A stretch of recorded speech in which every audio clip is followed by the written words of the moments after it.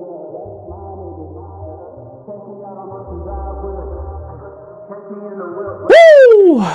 Welcome back to I was about to say the podcast, like it's our podcast, but first of all, shout out my podcast, the TKIA, better known as the Know It All podcast. If you ain't watched it, link will be in the description below for that.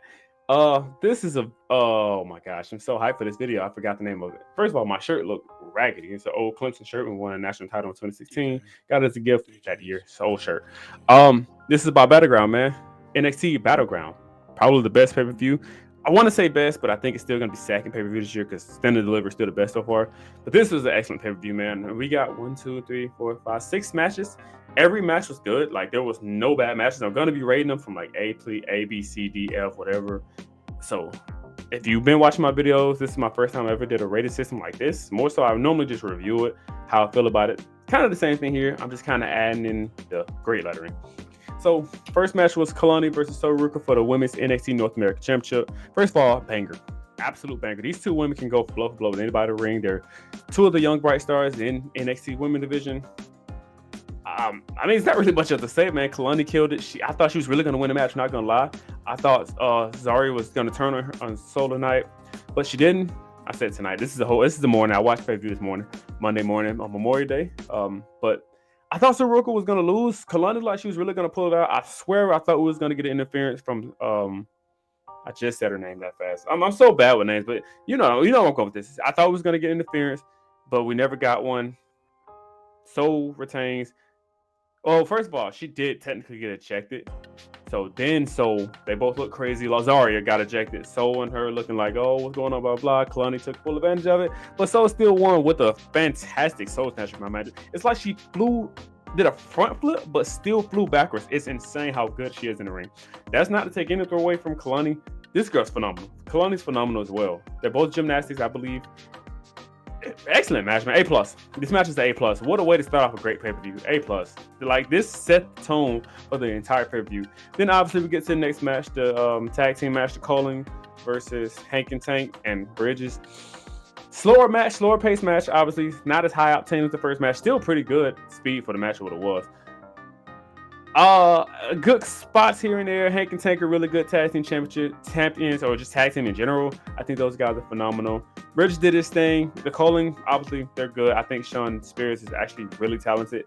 He's more so at the stage of his career. I feel like maybe just developing young talent. He could still have not a main title, but not even a world title, a main roster push, if we're being real. He could have really probably went to the main roster a long time ago, but he's a really good in the area in which he's in right now in development. Like, he's the leader of this young group, and he wants them to be fantastic. He wants to push them to the next level. Like, that's a perfect role for him. Sinister group, dark type of group. It works well. And he makes it work because he's the leader of the entire thing. Izzy Dane's going to be phenomenal one day. But as of right now, Hank and Tank and Bridges got the dub. I forgot the other guys. His tag team partner came back from Japan. If he actually went out there or not, I don't know. Great way to have him come back, come in with a steel chair, knocking everybody down and out. Everybody embrace each other, raise each other's hand. They won. I'm giving that match a B. Like I said, if to go from what we started to slowing it down just a little bit, which is normally how wrestling works. You're not going to stay high octane speed the whole time. So to go from that speed to just slowing it down, perfect pacing. So this is a B for me. The next match, we have Tony and D'Angelo versus Stacks. Obviously, Stacks won the match by what a distraction from family. I have to remember names. But first of all, the suit he came out in, fire. Absolute fire, my boy. Like, the suit was tough. And the shoes, fire. The whole fit is tough. But yeah, Stacks won the match off of a distraction, which is such a babyface way to lose the match. It's not even funny. But like I said, good match. I'm giving this an A- just for storytelling purposes. The match itself was actually pretty good, but storytelling, obviously, we're going to keep this story going a little bit longer because we still have to find out what's going on with the rest of the family. So A- overall. I think it was a good match. The storytelling is pretty much what carried this match for the most part. So you've seen throughout the match, Tony D'Angelo was kind of hesitant to hit him a few times. He was already boom, boom, boom, and he didn't want to hit the last strike. Great storytelling there. We've seen it before, but it's still great storytelling when you can perform the action and how it's supposed to be. Great storytelling. A- match. Then we get, in my opinion, probably the best match of the night. Stephanie Valkyria versus Jordan Grace for the Women's NXT Championship. I get this match A++. That's 2 pluses.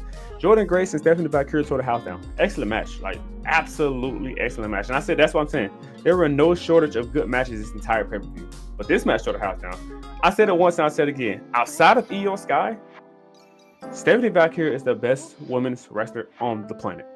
Now, it might be some people I've never seen before, I guarantee, but at least from what I've seen, my lens of eyes, Io and Stephanie Valkyrie are like this. And I still have Io ahead of her. That's just me. You want to put it other way around, I'm fine with that. But I think Io's just a tad bit more athletic in the ring because she does have a smaller frame, so it helps her a lot.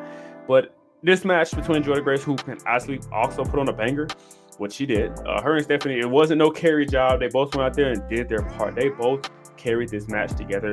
I'm so used to Stephanie just carrying people. Now, she didn't carry Julia. Julia's phenomenal in the ring. Roxanne's phenomenal in the ring.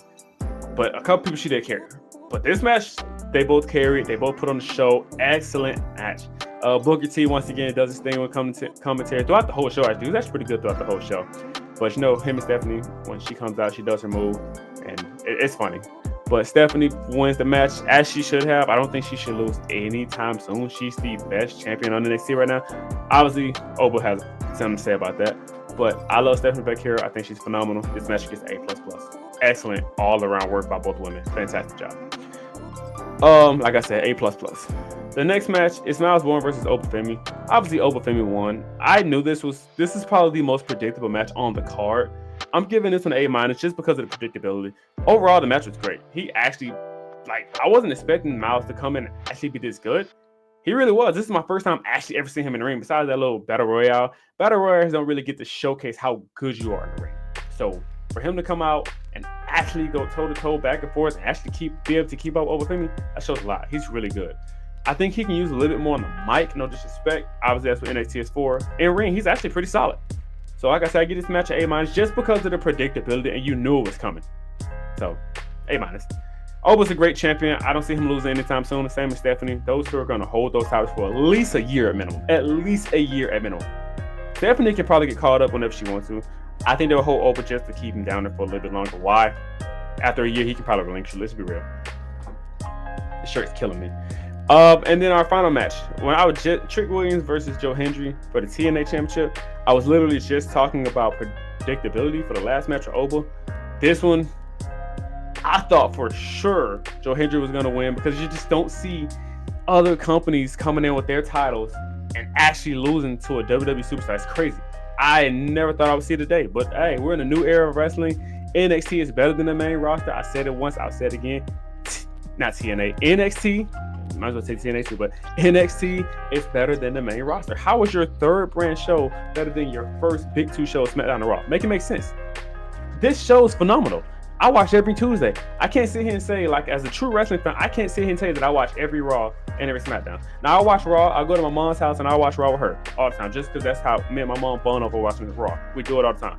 So I'll watch Raw with her. I can't get here and say I watch SmackDown all the time. I try to keep up with SmackDown for the highlights and for video purposes. But NXT, I keep up and watch it all the time because of unpredictability matches like this. This match was phenomenal. First and foremost, let me give all the kudos to Joe Hendry and Trick Williams. They put on the show. Both of them are massively over. Joe Hendry with I love when he does that. Trick Williams with the whoop that trick movement. They're both stupidly over right now. Trick Williams might be the hottest guy in the company, as in over with the crowd wise and all. I mean, Stephanie might have something to say about that. But Trick Williams is probably the most over right now. The dude's phenomenal. Mic skills, in-ring ability, character, charisma. He has it all. He could literally be on the main roster right now. I don't know what the way to go, but the dude has it all. And it shows, man. He's really good. And it showed because they gave him the victory tonight. Or last night. I keep saying tonight. I was not expecting Trick Williams to pull it off. I'm so serious. When he won, I was shocked. I was absolutely shocked that he won this match. And I think the crowd reaction was phenomenal. It was a crazy roar. But at the same time, it was kind of just did he really just win? Whoa. I saw so many people in the crowd just that.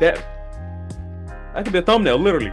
But it's amazing what WWE can do when they have partnerships like this and they actually make it work. Trick Williams is your new TNA champion. Let's talk about it. This dude's phenomenal, man. This match is an A+. A+. Just off of predictability alone. The match was great, but just off of unpredictability alone, This match is A+. I'm sorry. I'm not apologizing for how I feel about the match. This match is great.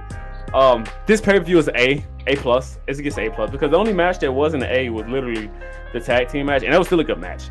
I gave Kalani and Soul A+, the tag team match a B. I gave Tony D'Angelo and Stacks an A-. I gave Stephanie and Jordan an A++. I gave Miles and Oba an A, and this A+, the Trick Williams, Joe Hendry. This whole pay-per-view is great. It's an A+ pay-per-view. That's the average grade of an A+. So if you want to just give it an A minimum, whatever you guys feel like the grade for the pay-per-view, leave a comment down below. I can't wait to hear you guys' answer. His pay-per-view is phenomenal to me. Second best of the year. I still think Stand and Deliver was better. But let's talk about it, man. Trick Williams is your new TNA World Champion. How you guys feeling about it, man? Leave a like, share, comment, subscribe as always. And I appreciate y'all. I love y'all.